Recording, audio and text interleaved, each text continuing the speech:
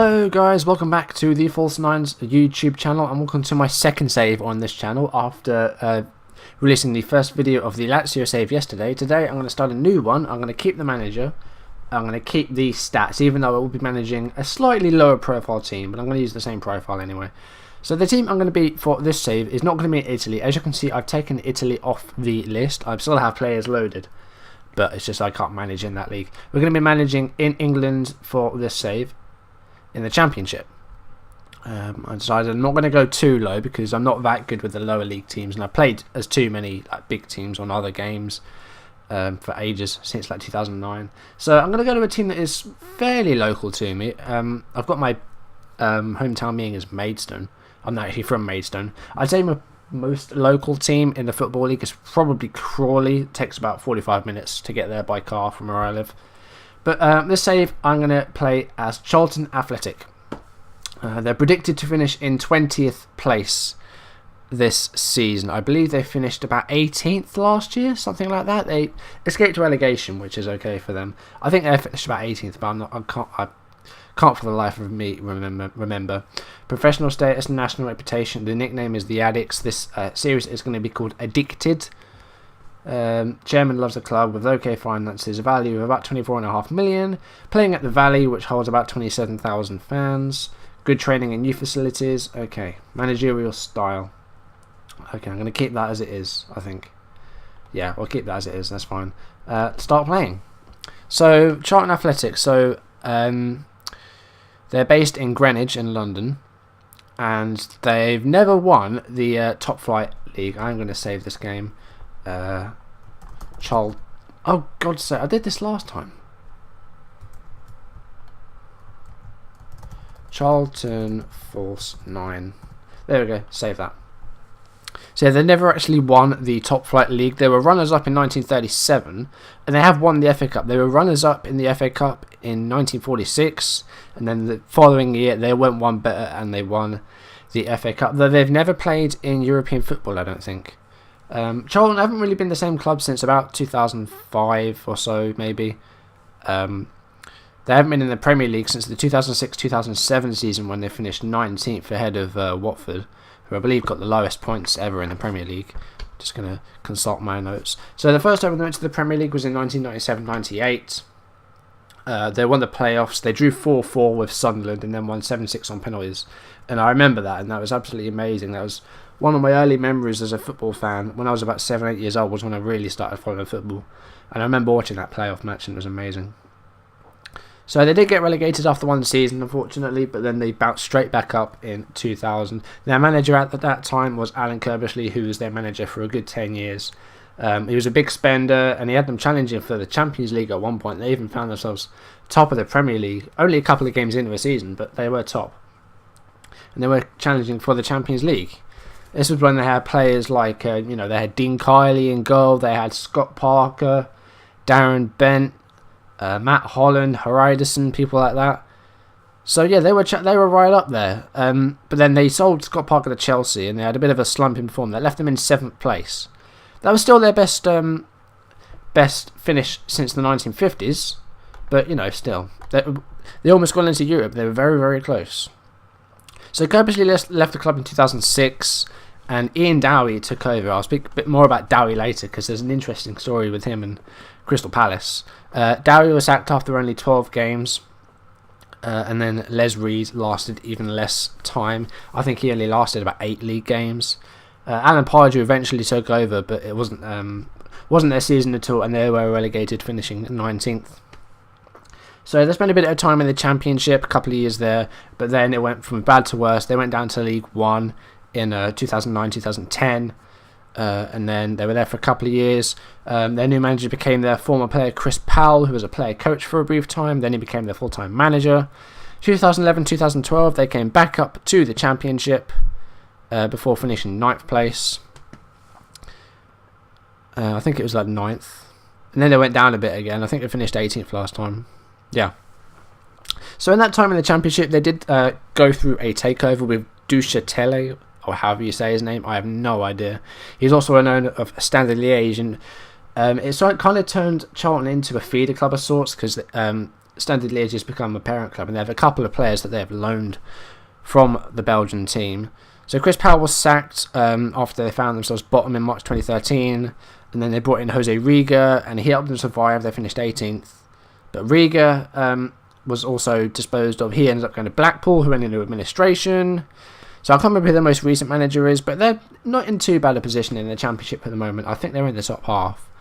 So yeah, I think it'll be a good save to do with Charlton. Of course, their big rivalries have got a rivalry with Millwall after Millwall moved south of the river, moved to the Den, which is only about 4 or 5 miles away from the valley.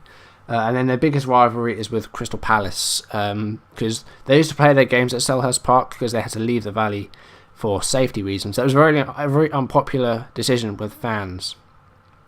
And then they eventually moved back to the valley in about 2001, I think it was. But 2005, Charlton relegated Crystal Palace. They beat them 1-0 at Selhurst Park, and then on the last day of the season, they drew 2-2 at the Valley. That sent Palace down to the Championship, and then things went even worse for Palace. Their manager Ian Dowie left, and then a few months later actually joined Charlton, even though he told Palace's owner that he was going to move up north. So, you know, interesting story between Palace and Charlton. A really good kind of story. So that's a bit of background about Crystal Palace, Charlton rather. I'm not playing as Palace. So let's actually get into some meetings now. We're going to attend a meeting with this person here, Katri Mir, whoever this is. Yeah, start the meeting. Give me that. Minimum expectation is to avoid relegation. At this time, the board are willing to offer you £130,000 a week of wages and a £2 million budget. I'm going to go a bit more ambitious than that. What have we got for philosophies? Sign young players for the first team and develop players using the club's youth system.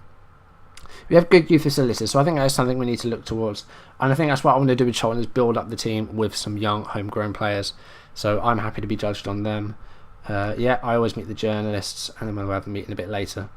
Don't need to make any requests just yet. Transfer updates. So as you can see, you know, we have two players loaned from Standard Liège. Yoni Bayans, I think I've said that right. 26 years old, got some very solid physical stats, good mentals as well, and you know, some good technical stuff. I'm thinking of going with a defensive midfielder for him. Go defend. So yeah, you can see the work rate and the teamwork are good, and he's got fantastic stamina, and natural fitness is good as well. So I think he's going to be one of our starters, along with our captains and our experienced defenders. We have Bulo here, who is 23. He's from, I think that's Gabon's flag. It is, yeah, he's Gabonese. He's a bit of a winger on the right, and I think that's probably where I'm going to be playing him. If I do play him, he might be more of a bench player. We have 4 players out on loan. I'm sure we have other players as well. I'm sure who was the former Arsenal guy? Coquelin. Unless he doesn't play for us anymore. Oh no, he's back at Arsenal. So he was on loan for a while, but that must have been after the start of the season, or after this game come out. I don't know. But that's that. New subscriptions. I'll sort those out as I go. Bit of a background on Charlton. So yeah, 1 Championship finish, 1 League One finish, 2 Third Division finishes, and 1 FA Cup, as I said, in 1947. So that's that. And the good youth facilities, 3 stars, that's okay. So season expectations, I'm going to go with a mid-table finish. That'll give us a little bit more of a transfer budget, and £142,000 a week in wages. So I'm going to stick with that. So let's go to these other meetings with our players and with our backroom staff. So yeah, introduce myself as the manager. Mid-table. I think we can achieve what we said. Yeah. So yeah, a few initial reactions. Anza, who is kind of a young player, reacting not as well, but you know, some good reactions here from a number of players. Speak to Jackson, see what he's saying about the atmosphere at the moment. Everyone's getting along really well. We've got a great togetherness right now. That's good. Right, so I'll have a look at the squad very shortly, but I just want to speak to my assistant coach and my backroom staff. Okay, Kit Simons is stepping down as caretaker manager. He's actually the manager full time now, and it's really helped them out after the madman that it's Felix Magath got disposed of. Okay, so let's attend a meeting with this guy here. No point in the friendly. Yeah, I'll have the team report. I will meet my backroom staff. Monthly basis for that. Right. So I always do the same with this: future prospected or transfer listed players for agent offers. You arrange friendlies and I'll take care of them. You can do opposition instructions. I'll take care of press conferences. Yeah, that's fine as it is. Jason Yule is the under-21s manager. No, I'm taking care of team talks, and then all training and match preparation for the youth team. That's that. Charlton report. So this is what we've got here. So our best player is Igor Vetikele, who we've only bought in the summer. He's an Angolan international. And who did we buy him from? We bought him from Copenhagen for $2.25 million. And he did well in his second season at Copenhagen. 13 goals and 29 appearances. A 13-goal season, not too bad for this Vetikele. 22 years old. As you can see, very good physicals, acceleration, pace. So fantastic for a striker or for a he can play out left as well. He's a very good winger out on the left. But let's just have a look at what he's like as an inside forward. So that's quite good. So we could end up playing him as an inside forward as well as a striker, so we can play in both positions. So have a look at the team report. So depth-wise, a couple of places that might need looking at. So we don't, apart from we've got Solly and we've got Royce Wiggins as our first choice fullbacks, but the other options not particularly, not really good enough. So we need to look at those. So I think most of these will have to be like free transfers and stuff. I think we're okay for centre backs though. We've got Morrison, Benheim, and BK. So I think centre backs were fine. But I think we could do with a couple of fullbacks on both sides. Holding midfielder, I think I'll make use of one of those. I'm thinking of going with a 4-1-4-1 for my formation, something like that. That is 10, isn't it? I'm being stupid. Either a 4-1-4-1 or a 4-4-1-1, something like that. I am using a 4-4-1-1 for my Lazio though, so I'm not sure if I should use that twice. Could go with an attacking midfielder, and we need someone to play out on the right as well, a right midfielder, because we've got Laurie Wilson. That's probably where he's going to be playing. Goodmanson can play he's better on the left, so we'll see what we can do with that, and then meet our staff. Let's just do that. So let's see what these guys are saying.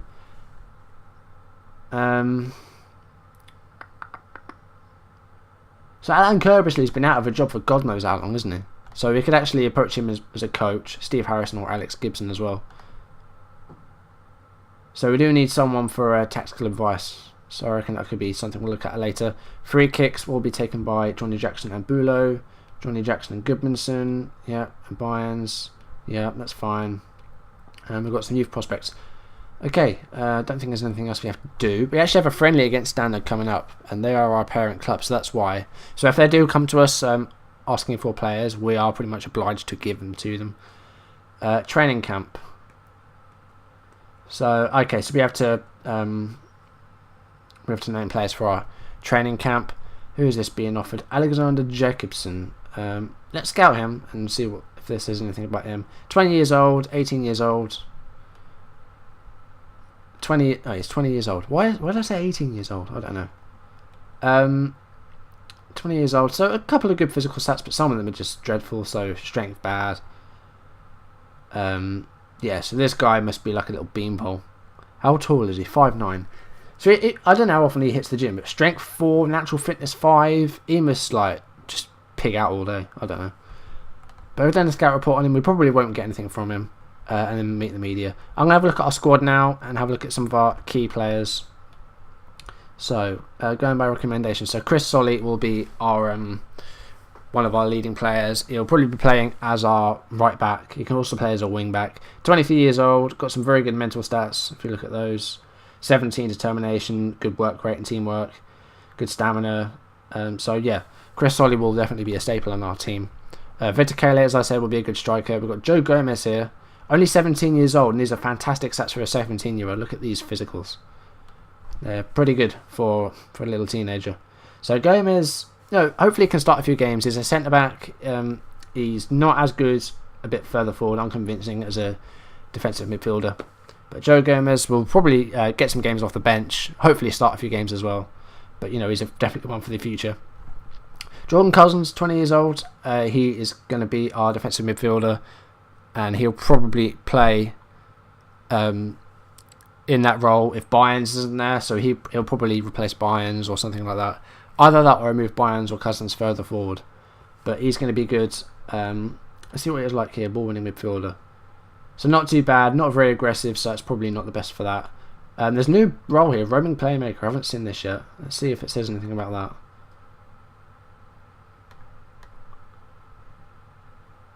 I'll have another look. I'll look at the roaming playmaker later. See if it says it up here.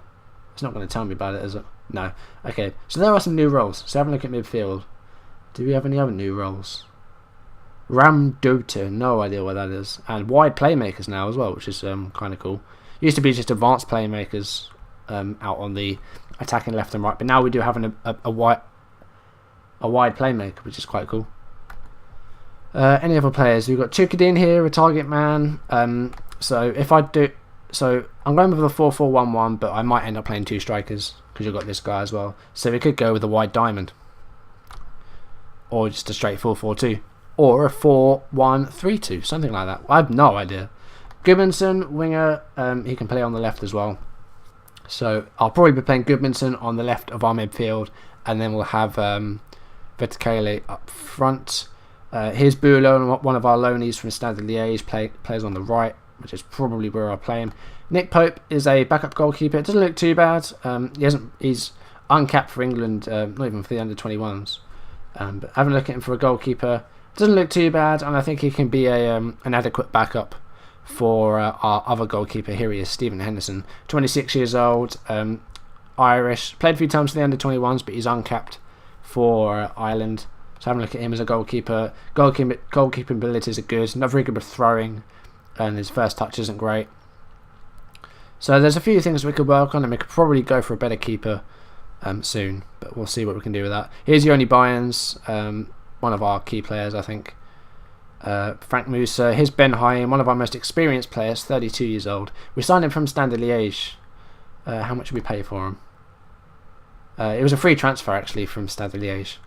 So yeah, Ben Haim, going to be one of our most experienced players, and he'll be one of our centre halves alongside Andre Biquet, who is right here. He's a pretty solid player. He's played all over the place. He's played in Reading and Burnley and Bristol. He's played all over the place in the Championship.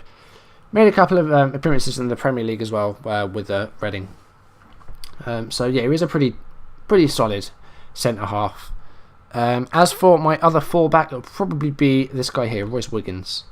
He can play as a wing back, so he's going to be playing on the left. He's actually, I think, recently been called up to the Wales squad, I think, for their next qualifiers. I might have that wrong. I can't remember. Anyone else that I've missed? I don't think so. Let's just have a quick look at our... no, not Derby County. How'd you get to the bloody under-21s? Here they are.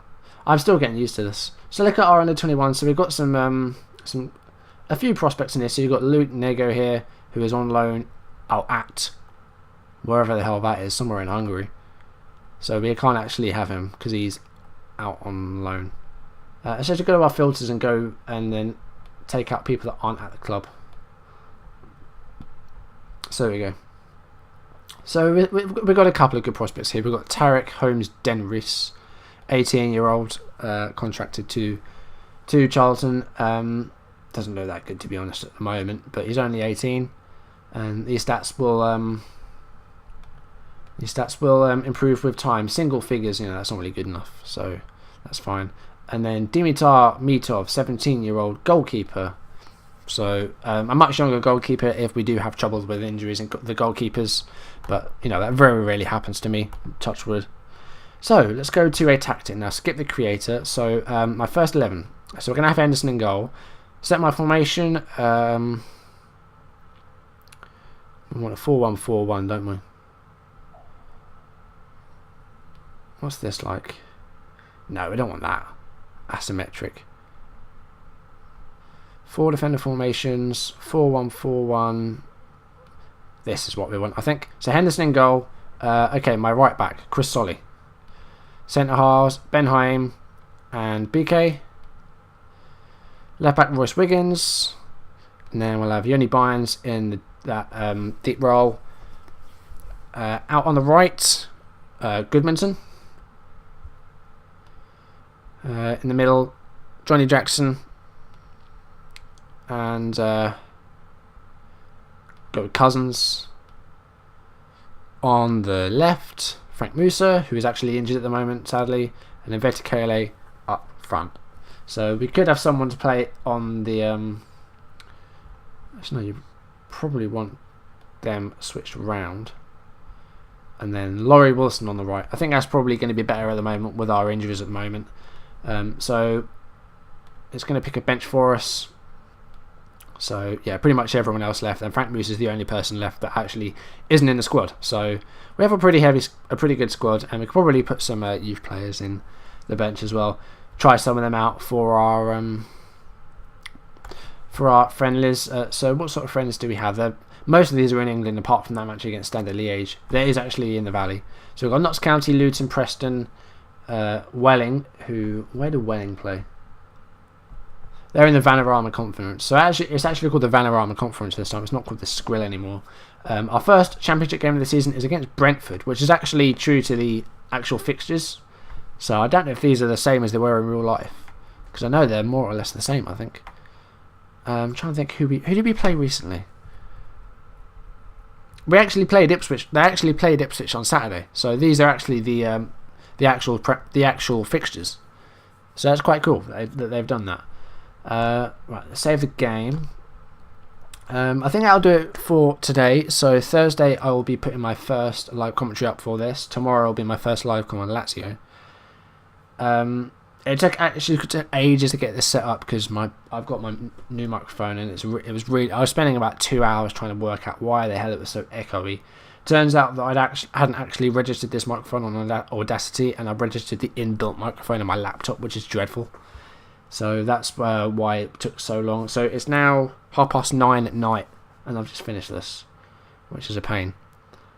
And I've still got to do Zelda yet, I think, which is annoying, for my other channel. If you haven't seen my other channel, it was linked to my old video, and it is featured on my home page on my channel. So look out for that. I'm going to end this off here, guys. Thank you for watching, and I'll see you in the next video. Goodbye.